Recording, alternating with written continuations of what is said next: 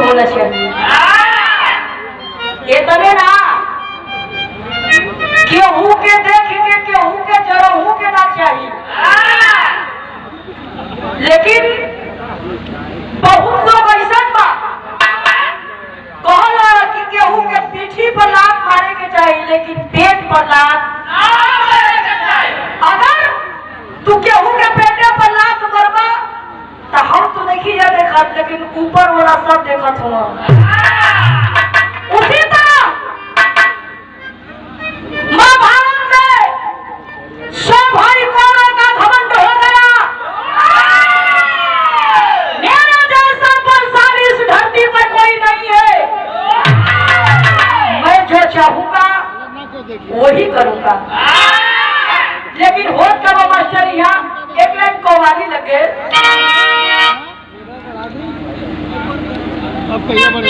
और आज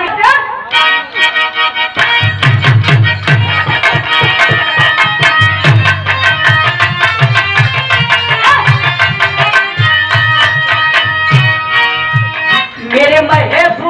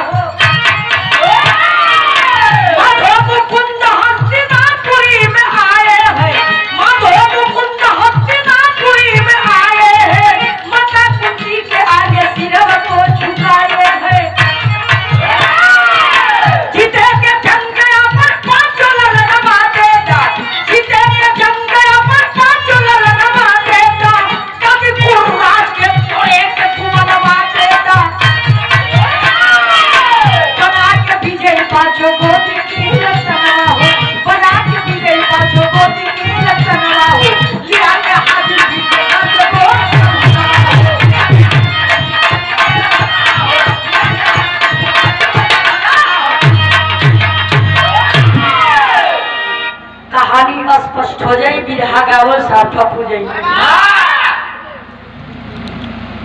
सौ भाई कौरव के महाभारत में बहुत बड़ा घमंड हो गई। दुनिया के मालिक माधव मुकुंद ये बात के ध्यान मिलन कि अगर यहनी के घमंड ना तोड़ जाई तो ई सारे कोई के जी यही ना दिया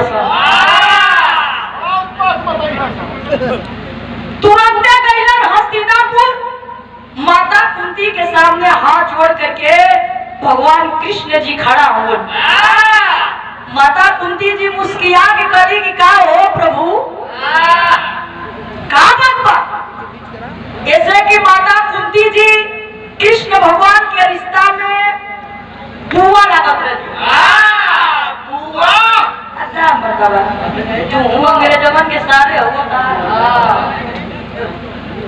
फुआ का मतलब फुआ होला जेके ठेठ भोजपुरी में लोग कहेला फुआ।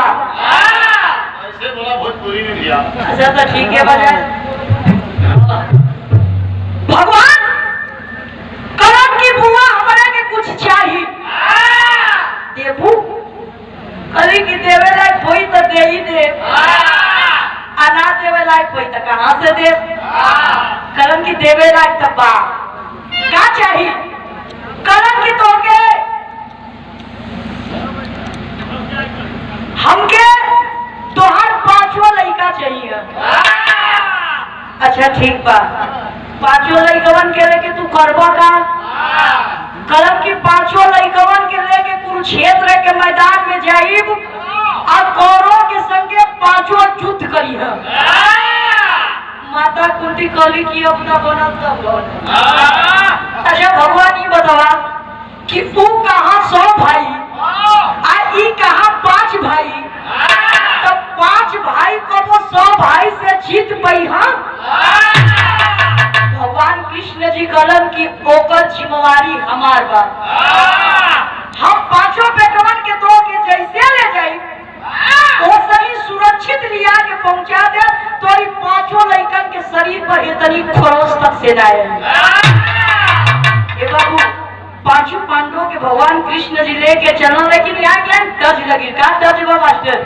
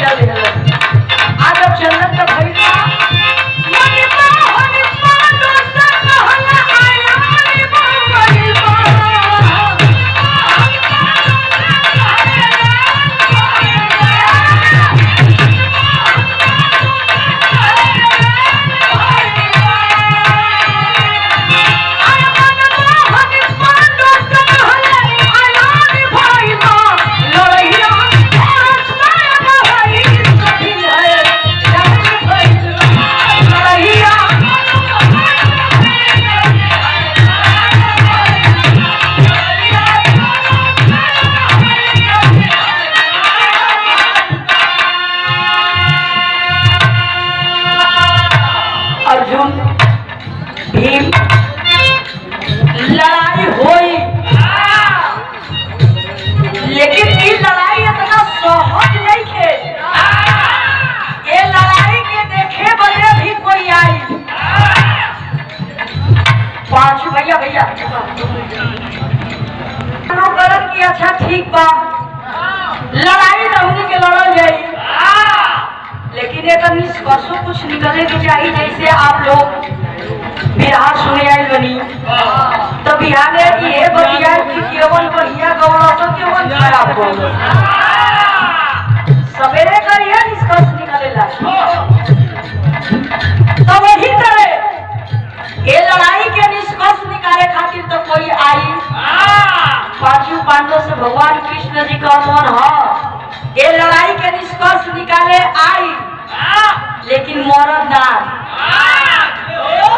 मेहरारू पांचों पांडव का लंबा कटवा तोरो कबो बुद्धि भ्रष्ट हो जाने का ये बना बहुत वीर लड़ी हो आए पर निष्कर्ष निकाले वो मेहरारू आई देखो मेहरारू के लोग सुनवे नहीं ताकेला आज का कोनो नया बात नहीं इतिहास बा कि मेहरारू के लोग सुनवे नहीं ताकेला लेकिन इतिहास उठा के देख लो कि सतयुग त्रेता द्वापर कलयुग मर्दन पर जब जब आफत आई तब तब मेहरारूए उबरते हैं। यही से बतावत हमन कि वो मेहरारू कोनो आई गई नहीं है कौन मेहरारू है वीरमणि के गिरफ्तारी देखे वीरमणि के गिरफ्तारी देखे लोगों सब आई है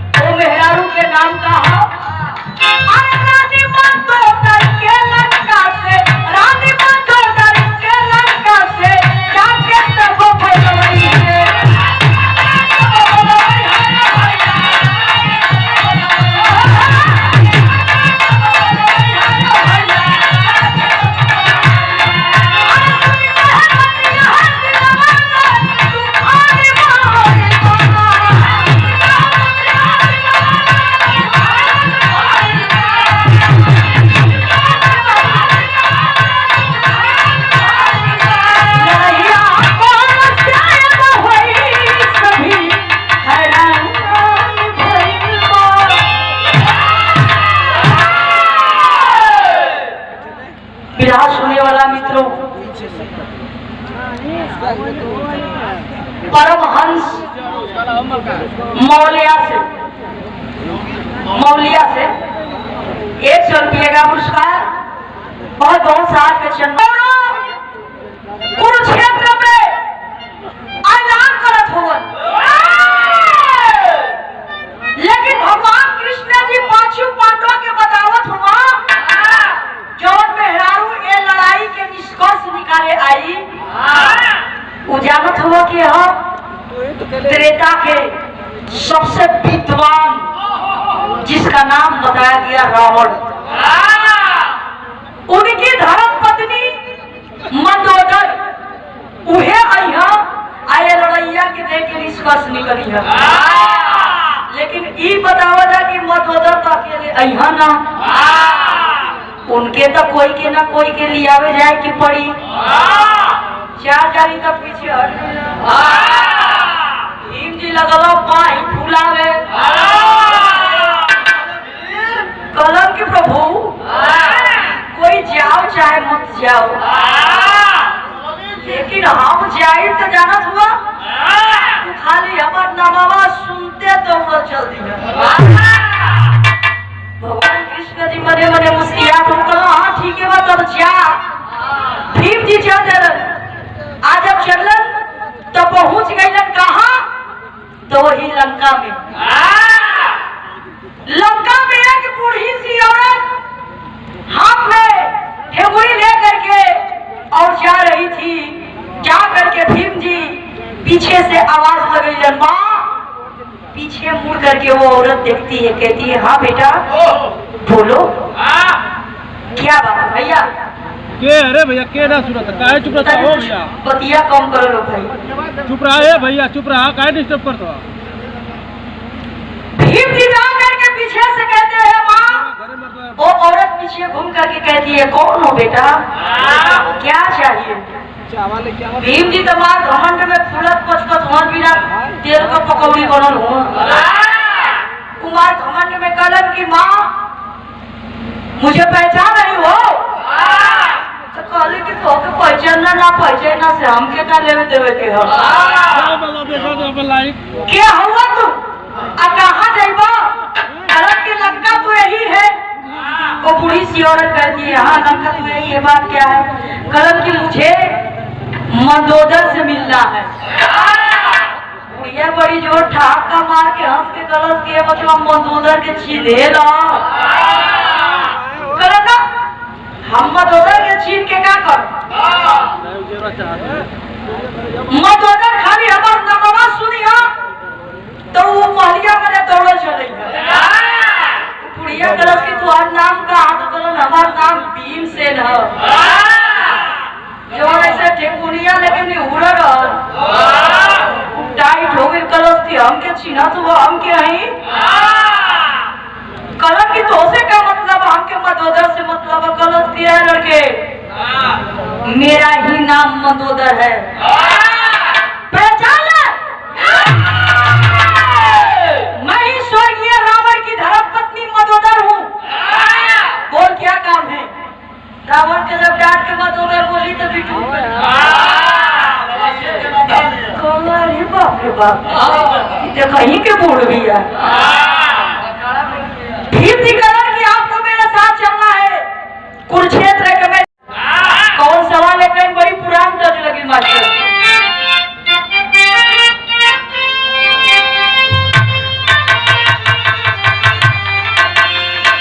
एक दस के हमारे स्वर्गीय बुल्लू गुरु जी गावे बड़ा लहा के गावे। हाला वैसे है कि तो हमारी बिहार के हो लेकिन बड़ा लहा के गावे बुल्लू गुरु जी। कैसे लहा के गावे मास्टर साहब?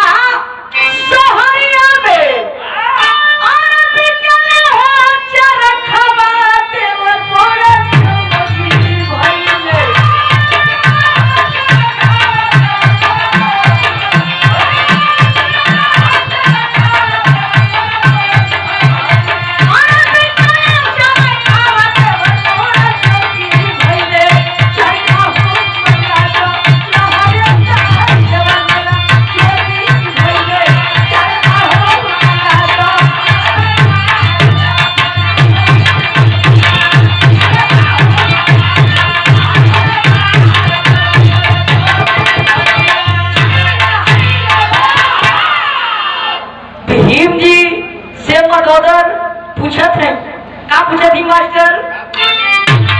तो भीम के बचनिया सुन के भीम के बचनिया सुन के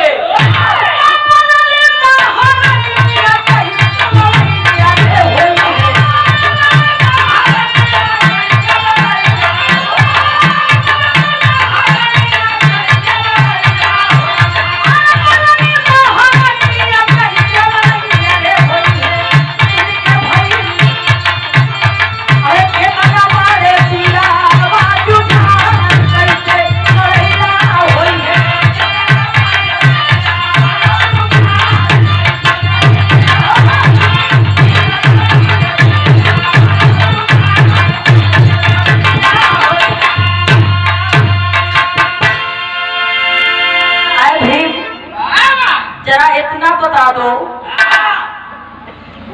कि तो हम लोग के दोनों दल के मिला के कितना लड़वैया बढ़ल? भीम जी कलन की दोनों दल के मिला के लड़वैया 18 अछौड़ी 18 अछौड़ी लड़वैया बढ़ल। मंदोदर हंसा से गली इतने में बार फूलत पचकत हुआ। अरे पागल जब राम रावण के लड़ाई भइल तो ओ तना जानो तो केकरा दल में रहो वो के रहल? मंदोदर बतावत है का मास्टर?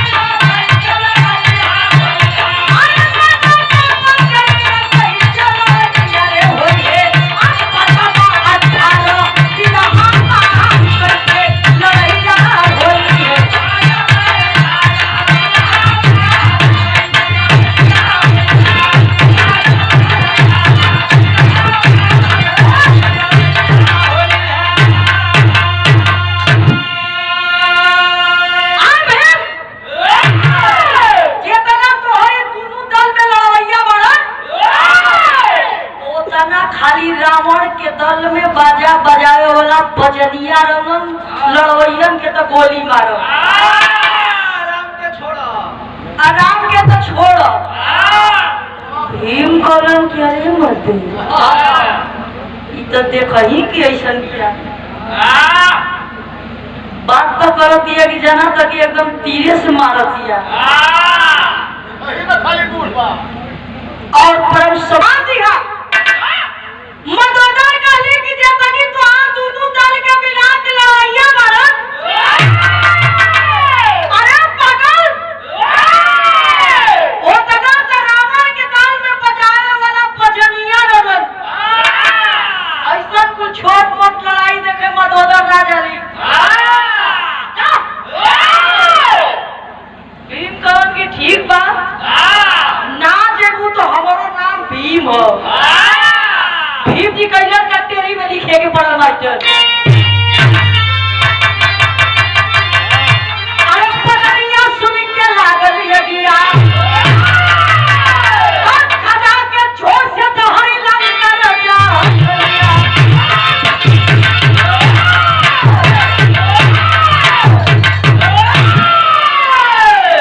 आए बाबूजी भीम प्रतिज्ञा कर दिए कि माँ अगर तू रावण की धर्म पत्नी है तो मैं भी महाभारत का भीमसेन हूँ मैं आज प्रतिज्ञा करता हूँ इस लंका में कि यदि कुरुक्षेत्र के मैदान से काटा ले मार के हाथियन के तुम्हारा अगना में न गिरा देनी तो जिंदे चीता सजा के कुरुक्षेत्र के मैदान में चल जाएगा ऐसा बिरहाया आप लोग सुनत हुआ रोजे सुनत हुआ लेकिन गजब ढंग का प्रतिज्ञा भीम ने किया भगवान कृष्ण जी सोलह कला तुम्हारी कन्हैया सुनत हुआ जानत हुआ मने मने सोचत हुआ कि भीम तो बहुत बड़ा अनर्थ करने जा रहा है आप बतावा कि कुरुक्षेत्र कहाँ बा लंका कहाँ बा तका भीम कुरुक्षेत्र के मैदान से हाथियन के परिहन तो हाथी लंका में गिरी ना गिरी ये बने ना करण की अगर अपनी काका के चोट ले तो हम लंका में हिला देनी तो हमार नाम भीम ना मेरी बाप भीम इतनी बदिया कह के आचल दिहलो कैलन भी जगह भगवान कृष्ण जी भेटैलन और सवाल कैलन कि का हो भीम ये कहला कि गरम तवा पर पानी अगर गरम तवा पर पानी डालाई तो छन छन करबे न करी एक तो भीम कर मारी आ दूसरे में जाके कृष्ण भगवान को काहे मर दे तू ही आओ थोया भीम सुनते गरम हो गई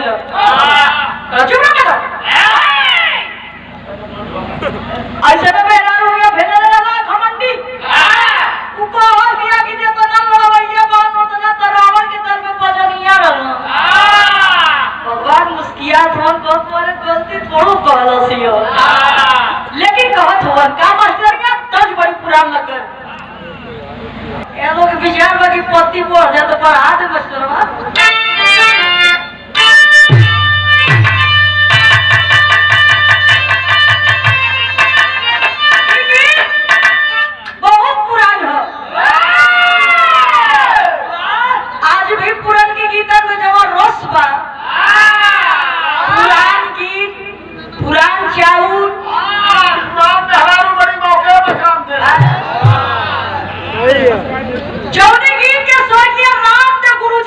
जवानी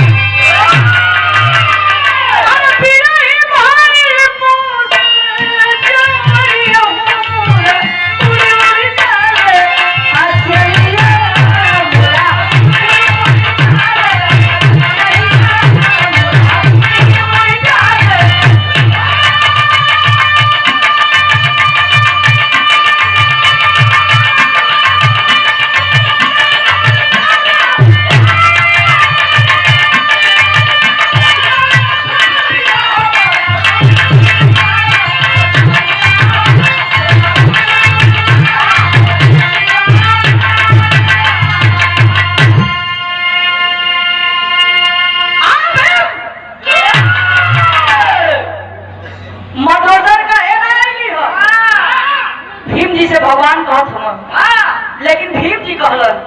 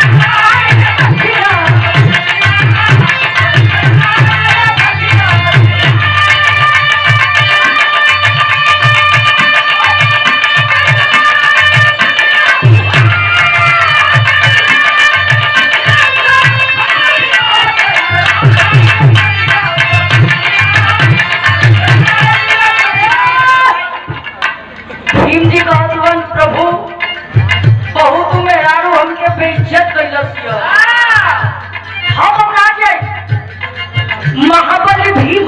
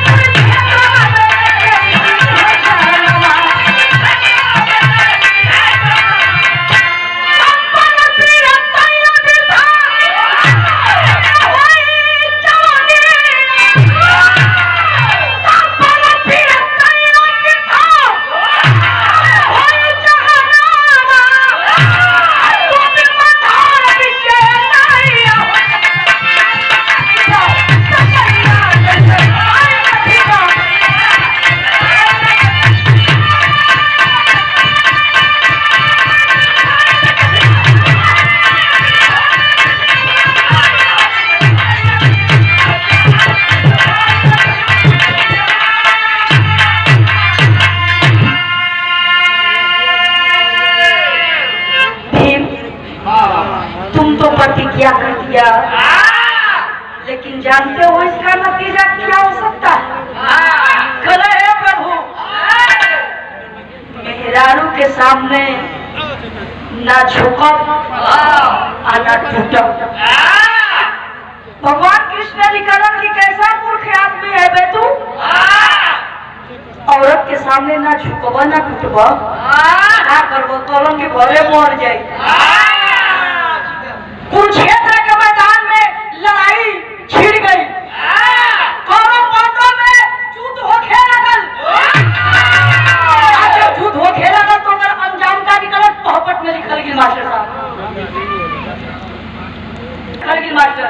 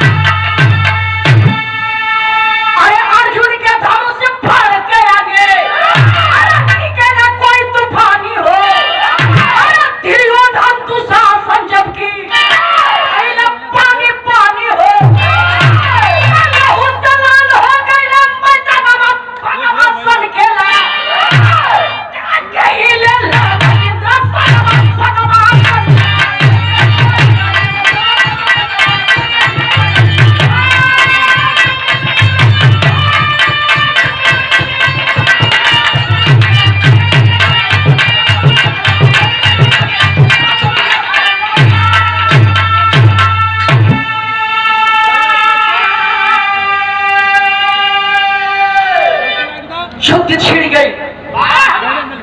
कौरव और पांडव में युद्ध होता, लेकिन ऐ दोस्तों भगवान कृष्ण जी की वो चिंता सतावत है। अरे हम तो बुआ कुंती का वचन दे रहे हैं कि तोरी 5 लइकन के हम सुरक्षित लिया के सुरक्षित लिया के आप पहुंचा दे। यदि अगर भीम के प्रतिज्ञा ना पूरा हुई तो कुरुक्षेत्र में चीता सजा के चल जइहन। हम आखिर कुंती बुआ के सामने कौन मुंह लेके जाए? देखिए भाई साहब, इंसान के जिंदगी में धन दौलत रुपया पैसा मायने नहीं रखता है। इंसान के सबसे बड़ा जुबान। अगर जेके हम जुबान दे देली दुनिया यहाँ से हर हो जाए, लेकिन जुबान यहाँ से वो हर वो मर्दन खाती नहीं तो बटले बस लेकिन आइए मित्रों, लड़ाई हो तो भगवान कृष्ण जी वो बात सोचत हन अल्लाह ने का सोचल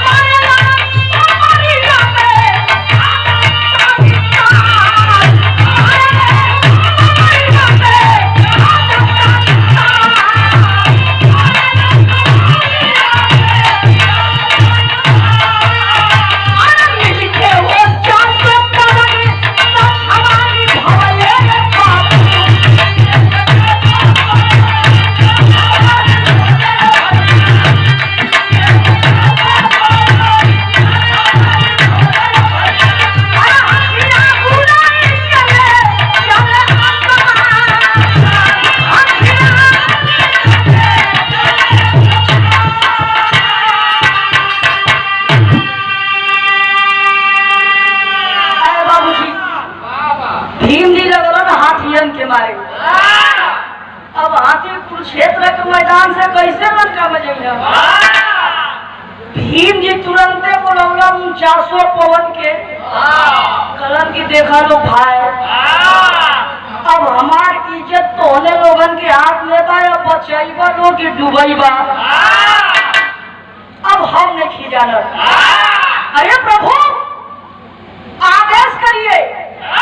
क्या आदेश है?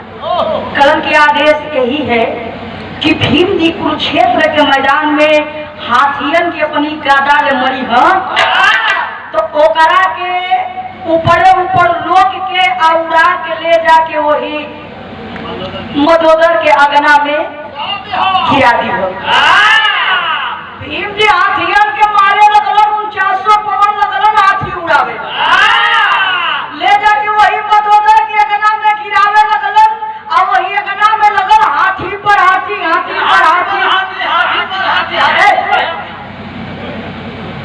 हाथी पर हाथी गिरे लगली। ये तने ना भगवान की कृपा से उ लंका भी हिले लागल। जोन भीम जी कलर हमन के अपन गदवा ले मार के तोहार लंकवा हिला दे, तो उनका गदा देखा है कि उ लंका हिले जाओ। जितने आदमी बोले लागल उतना आदमी पहुंचे तो कोई रहबे ना करी। भगवान के कृपा से लंका हिले लगल, हाथी पर हाथी गिरे लगलिन। मदोदर जब देखलिन हम कली किए रे ई कैसे हाथी गिरे लगली अगना पे, और दूसरी बात की हमार लंका भी हिले लगल। है मंत्री, जिंदगी में ऐसा भूकंप तो कभी नहीं आया। मंदिरिया कलश की माते ये भूकंप नहीं है। कल किताब क्या है? ये भीम जी का वचन है, प्रतिज्ञा है। भीम जी आई रहन आ कहत रहन कि चलो कुरुक्षेत्र के मैदान में कौरव आ पांडव का युद्ध होई, और निष्कर्ष निकाले के बाद तो तू लगलू है बाजा बजवावे। तू ना गलू हो, आज वही कुरुक्षेत्र के मैदान में कौरव और पांडव में युद्ध होता। वही भीम ने प्रतिज्ञा किया था कि अपनी गदा के चोट के तो लंका हिलाई, कुरुक्षेत्र के मैदान से हाथियन के मार के थोड़ा आगना में गिराई। तो कोई और ना, पूरे भीम के गदवा के चोट ले तो लंकवा हिलत हो। आज जो हथिया गिरत है तो कुरुक्षेत्र के मैदान से भीम मारत होगा और हाथिया के तोरा आगना में गिरत है। सोच गई मदोदर, वाह मैंने जिंदगी में ऐसा भीम नहीं देखी। न रामे के दल में ऐसा वीर कोई रहल, और न रावणे के दल में ऐसा वीर कोई रहल। लेकिन वीर तो भीम रहबे कइल ह। बाकी लेकर हमें गुणा गणित के कर रहल भगवान के। भगवान मुरली मनोहर 16 कला के मालिक भगवान कृष्ण जी के जब इतनी बात मदोदर सुनी, सोच गई कि हो लड़ाई देखने लायक था, हमें जाना चाहिए। लेकिन ऐ बाबूजी, कोई भी इंसान को घमंड नहीं करना चाहिए। आज ये घमंड कैलस ओकर यही धरती पर विनाश भई, विकास ना भई। तेज से कहल कि खड़ी में का मास्टर। और आदरणीय श्याम नारायण यादव जी मैनीपुर से 101 रुपये का पुरस्कार, बहुत बहुत प्रणाम। कुरुक्षेत्र में कौरव के ये बाबू कुरुक्षेत्र में कौरव के अनगिरल मलसिया तब भजन हस्तिनापुरी में मनमोहन के हस्तिनापुरी में मनमोहन के।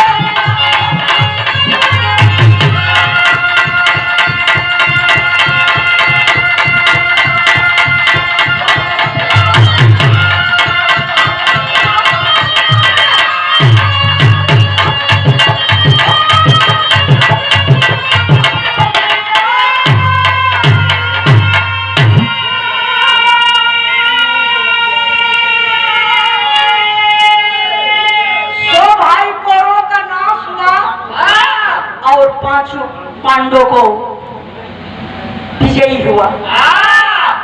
जब विजयी भई, पांचों पांडवों के लेके भगवान कृष्ण जी हस्तिनापुरी में आलिया के कुंती बुआ के सामने खड़ा कर दिया।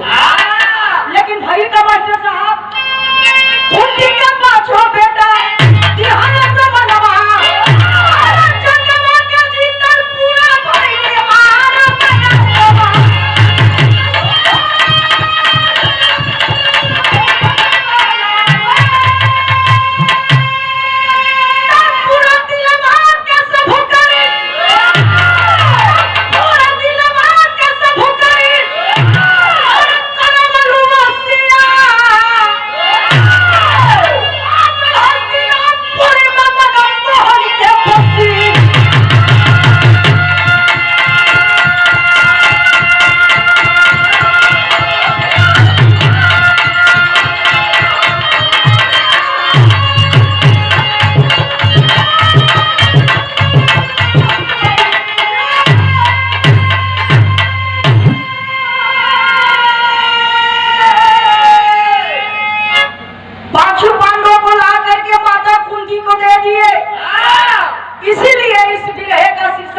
गया प्रतिज्ञा और वचन।